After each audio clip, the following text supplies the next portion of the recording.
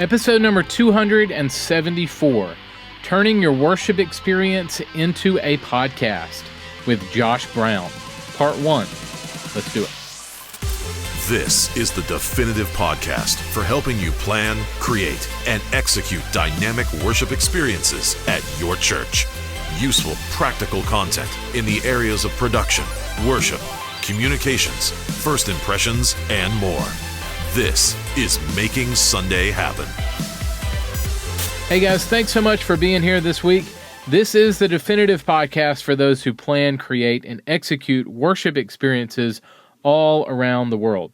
On this week's episode of the podcast, I welcome Josh Brown from His Productions. Josh and I will be talking about how to turn your worship experience into a podcast. We're going to really explore this topic this week and next week on the show. We'll hit on podcasting stats, how the church can use podcasting to reach a younger audience, the cost involved in podcasting, how to re-engage church members, how to structure your podcast, whether you should do audio or video or both, and more. We're going to pack a lot of content into this week and next week's episode of the show. First, let's check the mailbag. Here we go. This week, I want to share a testimony from Mark from Auburn United Methodist Church in Auburn, Alabama. This is a testimony of a mission trip that they usually promote in their worship experiences, and here's how that went this year. He said, so we usually do an in-town stay-at-church mission trip, usually have 160 students on 20 to 25 job sites across 3 counties. Well, this year with COVID, that didn't happen. We ended up all online with only 40 to 50 kids interested. We made a series of funny videos that told the story of going online and it becoming mission impossible. The week before we started the week, he got COVID, and he said we thought it would be a total absolute flop. Well, we were wrong. The students decorated their neighborhoods with verses, made cookies for their neighbors. And that's not all. We ended up collecting over 2,000 pounds of food for our food bank that serves people across our state, and 315 hygiene kits for people experiencing homelessness in Atlanta. Great testimony, Mark. Thanks so much for sharing that with us, man. Really appreciate that. I would love to hear from you and what God is doing at your church, and specifically through your worship experiences. You're welcome to email me directly at carl@1230.media, or you can find me on social media at Carl Barnhill. Feel free to share a testimony with me, and we're just putting a list together and sharing them on the podcast as the weeks go on. And I would love to share what God is doing at your church or through your ministry with our listeners on the podcast. All right, part 1 of my conversation with Josh Brown from His Productions about turning your worship experience into a podcast is coming up right after this.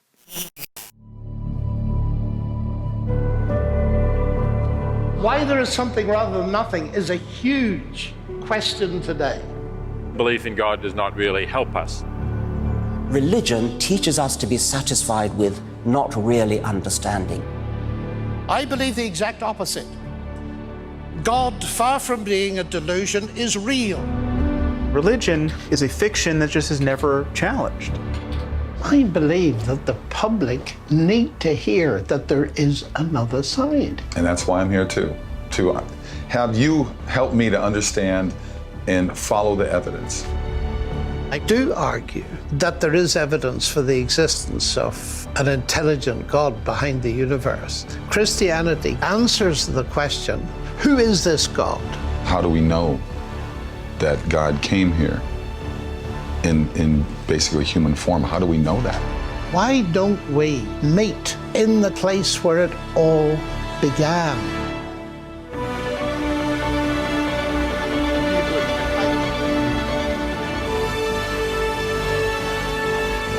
What about the resurrection? Now, I don't normally need 5 minutes to rebut the resurrection. The resurrection possesses unrivaled explanatory power.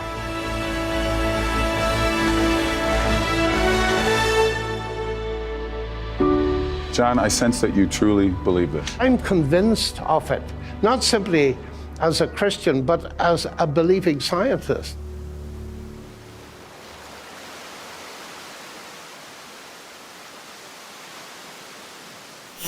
Hey guys, that was the trailer for a brand new movie called Against the Tide.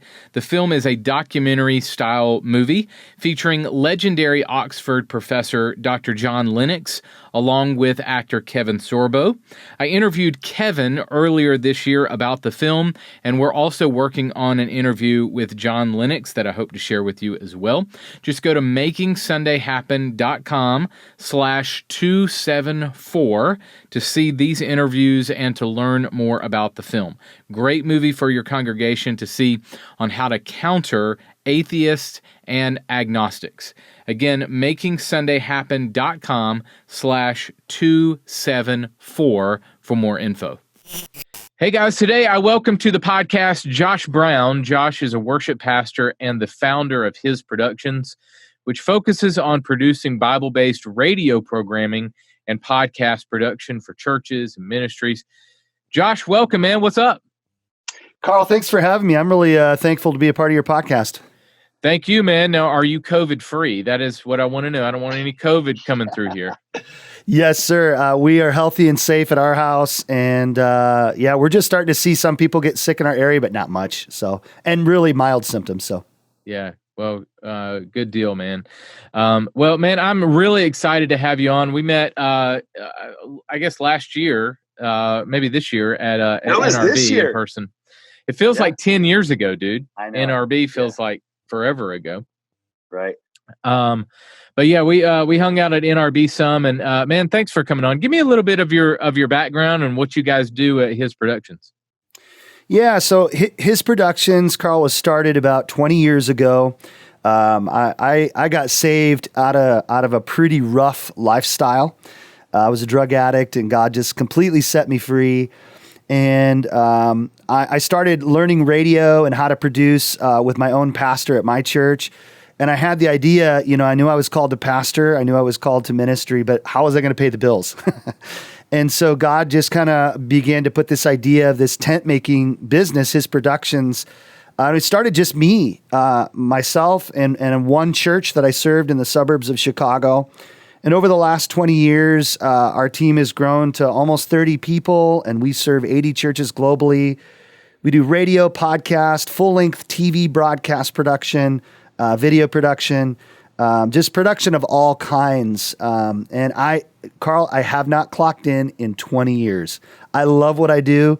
I just can't believe I get to do it. Yeah. We're in very similar spaces.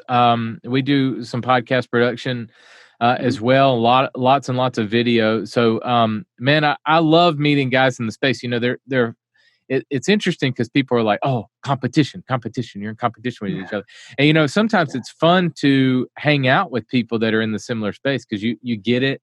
You get the struggles, you get the, so I welcome that. So I love that we get to do the same thing. Yeah. It's a joy. I agree. And I want to learn, I want to grow in my craft, and there's always things that you can learn from other people. Well, I want to drill in today specifically on the topic of podcasting. And we did an episode earlier this year. In fact, when we met at NRB, I was coming off the stage talking about podcasting with a friend of mine. And so we did that one, and that one was well received. And we've had a lot of churches ask, how do I take my worship experience and make a podcast out of it? And especially in the time of COVID, how do I have more distribution for my content? What are some ways? So podcasting has gone up in the last few months. But I want to drill really into kind of some overall stats and as well as some practical aspects of how do I take my worship experience and use that content, repurpose that content into a podcast. So I'd love to kind of get started with some facts and figures. We're gonna deal with kind of an overarching view of that this week, and then next week we're going to get into some really practical steps of kind of a how-to. So all right, so I'm going to shut up now. Give me some stats on podcasting in general. How are Americans especially consuming podcasts?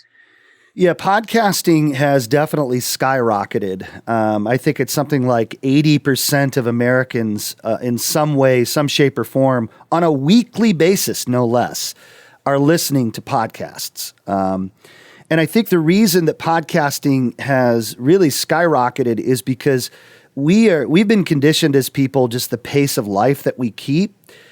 For me to sit down and watch a video, particularly, this requires undivided attention. I'm looking at an iPad or a computer, watching a video. But with podcasting, I could stick an iPod Pro in my ear and I can mow the grass and I could consume content. And Carl, I don't know about you, but I listen at 1.5 speed to a lot of the podcasts, and I can rip through content and grow and learn throughout the week. So it's definitely skyrocketing.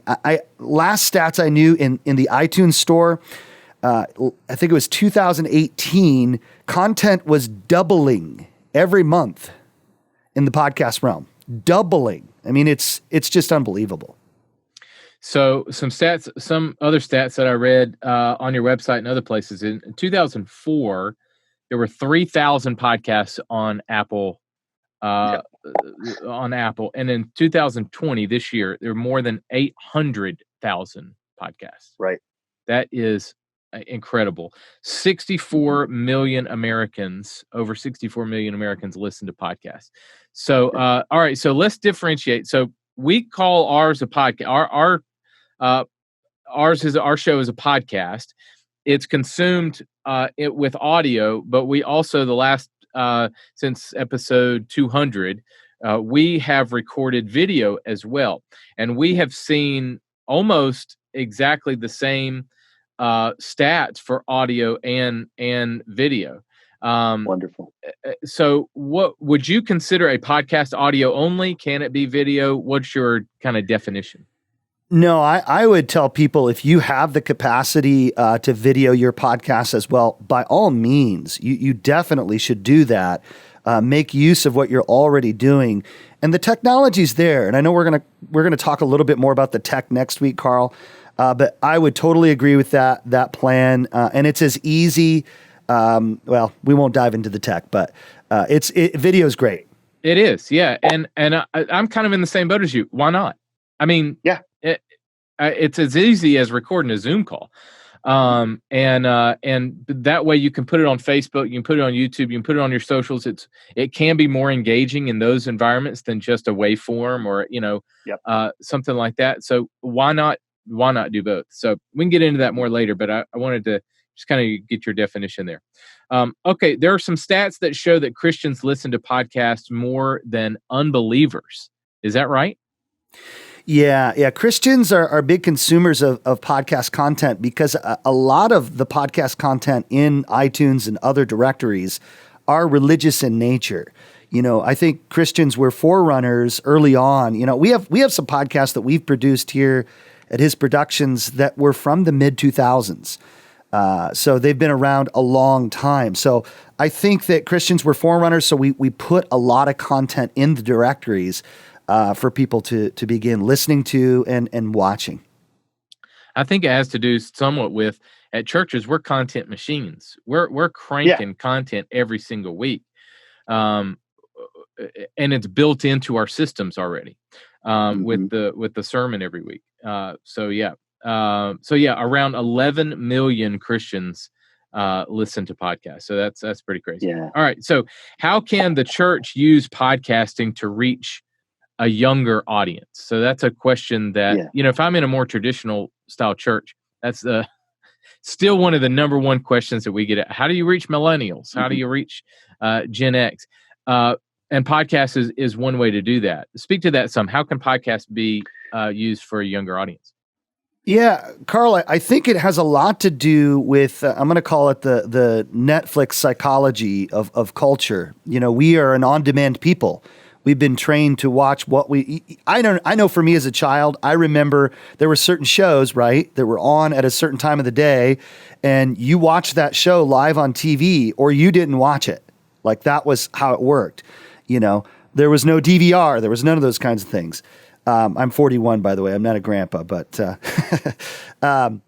so I think that by just having the content ready and available. The content machine of the church creating on-demand content that Gen X, Gen Z listeners can listen to when they want to.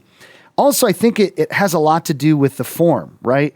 You're going to have some people who aren't willing to come and darken the doors, so to speak, of a church, but they might kind of kick the tires by listening to a podcast. Who is this Jesus? Who is this God that they're talking about? Is he the same as Allah? Is he the same as Buddha? And a podcast is kind of a dip in the water, a toe in the water, so to speak, for seeking people. So, obviously the stats are there that a younger audience a podcast is a form that a younger audience is consuming more. Yep. Would that be true? Is the older audience increasing in its podcast consumption? Yeah, no, we're definitely seeing an increase in both demographics. You have folks from boomers down to Gen Z listening to podcasts. I think you're correct in that stat that it does lean more towards millennials and back. So definitely. Talk to me about how podcasting has a low cost of entry. It can be cheaper to get into.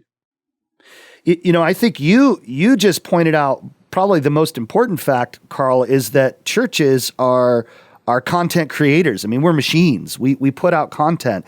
So you're not going to go into a recording studio like you and I are in recording studios right now. We've made an appointment. We're creating this content for your podcast. A church comes every midweek sometimes for Bible study. They come every Sunday for worship.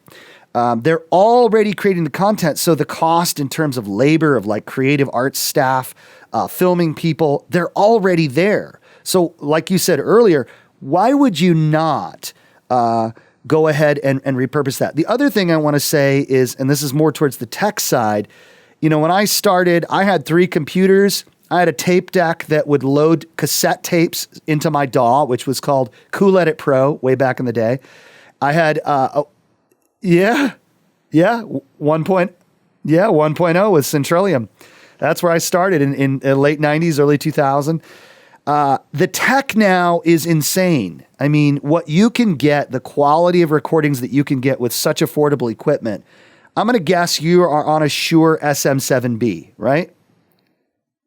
Okay, so that is like a $400 microphone. It's not super expensive, right?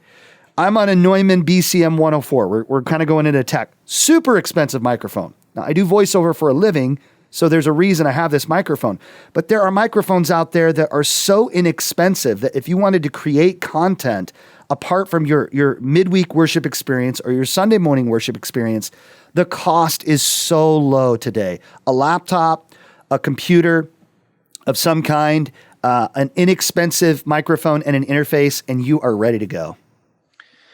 Yeah, and also think if you were to outsource your podcast to companies like ours, yes, honestly, the price is so low now to outsource that. I mean, for a few $100, a week or a month, you can get loads of content edited and packaged together professionally for your church. So I think both the equipment side and both the production side, the cost is, barrier of entry is very low. It really is. It really is. And I think the reason why like 1230 and his productions have been successful, Carl, is because companies like ours help creative arts teams focus on the content creation, right? So we say we empower creative arts teams to be creative people, like focus on the film, focus on the audio, tell wonderful and beautiful stories that lift Jesus up, and let guys like Carl, let guys like Josh do the kerchunking, right? Let us make the widgets and bits and parts of the show, and don't, we don't have a 403B with these churches. We don't have health insurance. We don't, it's 9 times out of 10, a company like 1230 or a company like his productions, Carl, we can crunch numbers. You will actually save, and your quality will be higher because we're professionals. You're dead on, man. And that's when I talk to churches on all the content, the custom content that we create. That is the pitch is, and I'm not it sounds weird because it's not a sales pitch necessarily, but it's like a no-brainer. I hope in that companies like ours, if you spend 30, 40 grand a year on a graphics guy or an audio guy or a video guy, and you times that by 2 or 3, 4 people on your team as you grow, you're going to spend a third of that, maybe something along those lines with a company like ours and yours.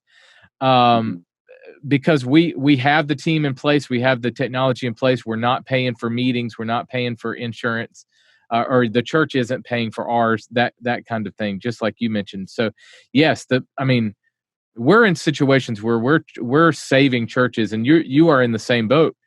Thousands upon thousands of dollars every year. Yes, sir.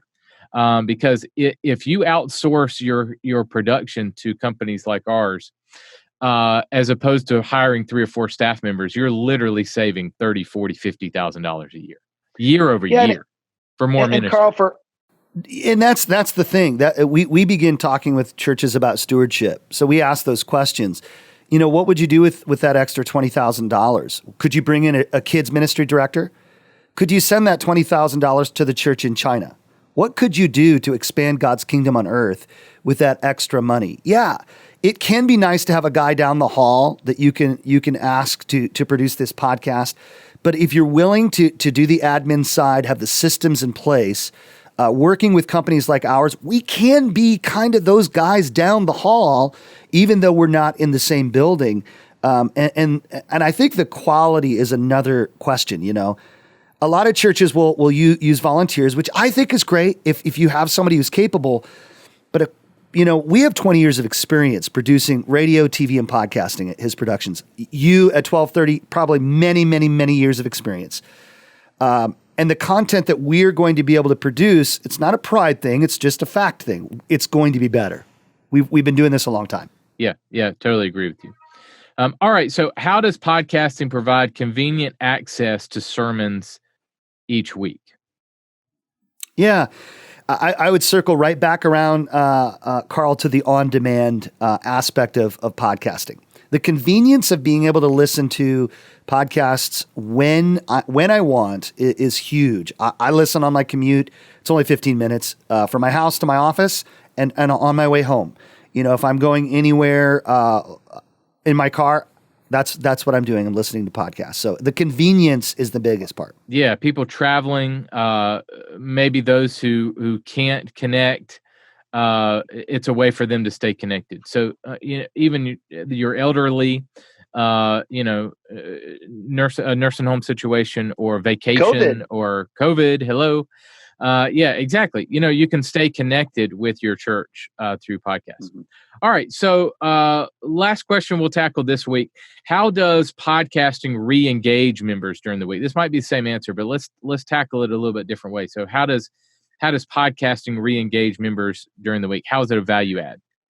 Yeah, I think it's a value-added thing. On one level, and this is a caveat, they need to be subscribers, right?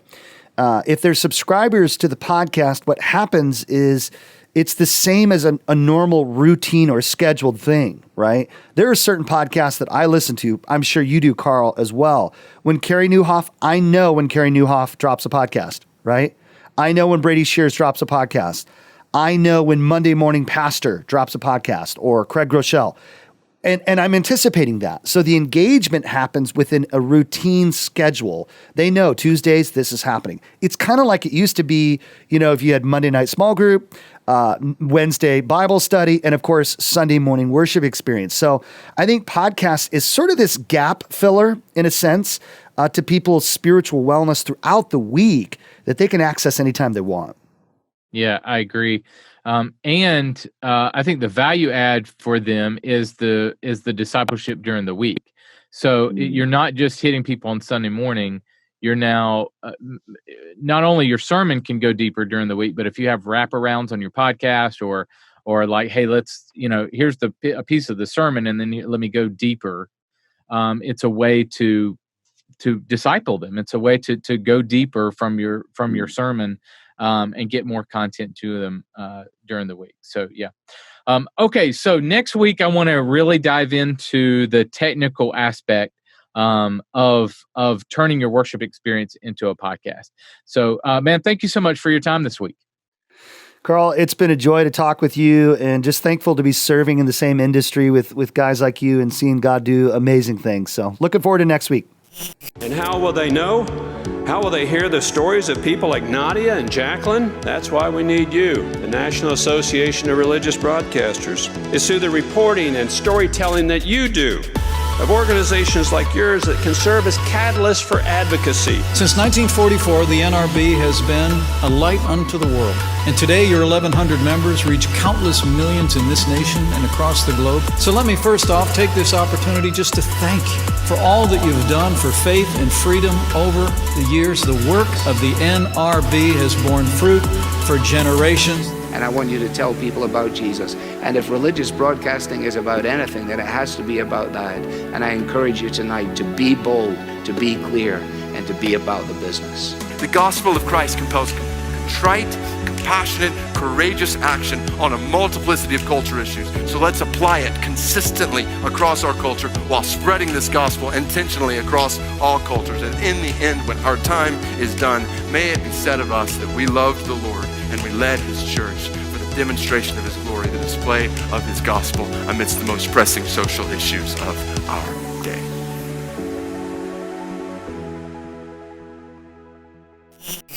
Hey guys, I've been serving with the NRB since 2004, and I want to strongly encourage you to attend the 2021 convention in Grapevine, Texas. Amazing speakers, workshops, and more. You can visit nrbconvention.org to register. nrbconvention.org. The show notes for this episode are available now at makingsundayhappen.com. Well, thanks so much for joining us on the show this week. Next week on the podcast, we'll continue my conversation with Josh Brown from his productions, all about turning your worship experience into a podcast. And in 2 weeks on the show, I'll welcome Zach Neese. Zach is the author of How to Worship a King, a book every worship leader should have on their shelf. Great conversation with Zach. He's coached a lot of worship leaders around the country and offers some great insight into how to get better at worship leading and how to lead your team well. So lots of insight from Zach. That's in 2 weeks on the show. Well, thank you guys so much for hanging out this week. Go out there and create some incredible worship experiences this weekend at your church. I'll catch you next week. Making Sunday Happen is a production of the ministry of 1230 Media. For show notes, archive episodes, and more free resources for your church, visit makingsundayhappen.com.